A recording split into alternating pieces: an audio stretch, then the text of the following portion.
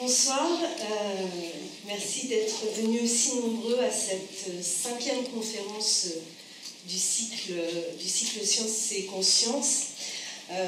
Cycle de conférences qui a commencé en 2019 autour d'un petit groupe réuni pour évoquer les grandes questions de l'éthique, de la bioéthique, de la santé publique avec une double volonté.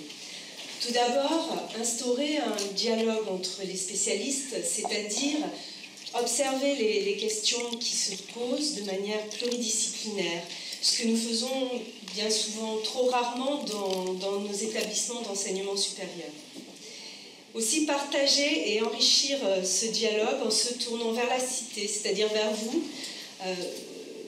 qui nous faites l'honneur de venir à notre rencontre, que vous soyez des spécialistes, des chercheurs, des praticiens, du public averti ou curieux. Ces rencontres Sciences et Conscience ont donné lieu à des conférences multiples. Certains d'entre vous y ont assisté, ont participé. Nous avons pu explorer le don d'organes, la procréation, le transhumanisme, la vaccination. Ce qui me permet ici de remercier chaleureusement toutes celles et tous ceux qui ont participé à ces conférences, mais aussi le noyau dur de cette cellule de réflexion, Madame la professeure Corinne Leveleux-Texera, Monsieur le professeur Eshmitoumi et le docteur Pascal Gauthier. Des remerciements aussi pour les institutions qui nous accompagnent et qui nous soutiennent. Je pense ici au Centre de recherche juridique Potier et bien évidemment au CHR d'Orléans, bientôt universitaire. Merci également aux personnes qui ne font pas de bruit, comme nos assistantes de laboratoire qui se démènent dans des procédures administratives parfois très complexes. Alors je vois quelque part Laurence, enfin, je ne la vois plus d'ailleurs parce que je n'ai pas mes lunettes. Je pense aussi à Chantal qui s'est bien démenée auprès de nous. Je voudrais dire un merci particulier à Florent qui est derrière sa caméra, et Florent Bourget qui nous suit de manière bienveillante et patiente à chacune de ces manifestations. Et c'est important parce que ça va permettre à Nicole, qui a 82 ans, qui nous a écrit 4 mails en nous demandant s'il était possible d'enregistrer ou de retransmettre cette conférence pour qu'elle puisse la suivre, parce qu'elle ne pouvait pas le faire, donc elle le pourra. Merci aussi au MOB, ce nouveau partenaire qui a accepté de nous accueillir au sein de ces jolis locaux, dans une période où trouver une salle en centre-ville de la cité, ce n'est pas très évident. Et ça, c'est dit. Bon, alors voici pour ces quelques mots introductifs qui vont quand même me permettre... Moi, je ne vous parlerai pas de la fin de vie, c'est loin d'être une de mes questions de spécialité, donc je laisserai sur ce point-là la parole entièrement à mes intervenants. Mais ces quelques mots introductifs me permettent de vous affirmer qu'on n'a jamais reçu pour une conférence un tel accueil. On n'a jamais eu autant d'inscriptions. Et à mon avis, il y a 2 motifs qui expliquent cette volonté qui est la vôtre de venir vers nous. Le premier motif est contextuel. Il est lié à l'actualité, il est lié à ce projet de loi sur la fin de vie que nous attendons, avec crainte, avec impatience, avec suspicion, avec espoir, mais qui, en tout état de cause, nous divise.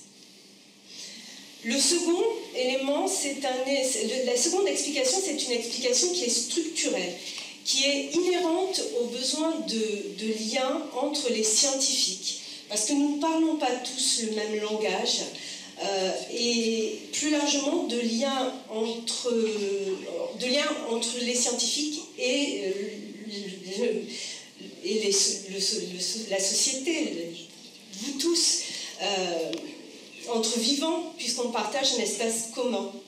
Or, le sujet dont nous allons débattre aujourd'hui, la fin de vie, ce n'est pas un sujet qui est contournable. Même si nous l'envisageons tous différemment, au cœur de notre intimité, selon nos biais, selon notre histoire, selon notre culture, selon notre religion. Pourtant, nous devons faire société sur ces questions qui nous divisent parfois profondément.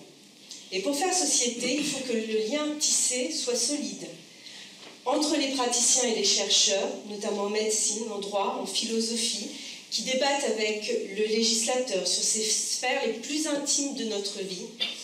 Ces liens, messieurs Claeys et Aubry les ont éprouvés en leur qualité de co-rapporteurs de l'avis sur les enjeux éthiques relatifs aux situations de fin de vie du Comité national d'éthique, et en tant que législateurs. Ils ont mené à la loi qui porte votre nom, monsieur Claeys. Par ailleurs, le projet de loi à venir pourrait s'inspirer et tenir compte du travail qui est mené par la part d'entre nous que représente la Convention citoyenne sur la fin de vie, dont M. Robert a été un des grands garants. Les échanges qu'il a pu nourrir avec les citoyens qui ont remis leur rapport en avril dernier lui permettent d'imaginer les voies vers une co-construction de la norme, sans se substituer au législateur, bien sûr. Donc, dialogue interdisciplinaire, échange avec les citoyens, la thématique de la fin de vie est au cœur des préoccupations de notre groupe de recherche Sciences et Conscience. Et je vous remercie évidemment infiniment tous les trois d'avoir accepté notre invitation. Et sans plus tarder, je vais céder la parole à M. Claeys pour une vingtaine de minutes. On va essayer de garder un temps d'écoute et un temps de dialogue avec vous. Donc M. Claeys est, comme vous le savez, un ancien député, ancien maire de Poitiers, président de la commission spéciale sur le projet de loi bioéthique, co-auteur de la loi Claeys-Leonetti du 2 février 2016, membre du comité national d'éthique et co-rapporteur de l'avis 139 sur les enjeux éthiques relatifs aux situations de fin de vie. Et je vous cède la parole, monsieur.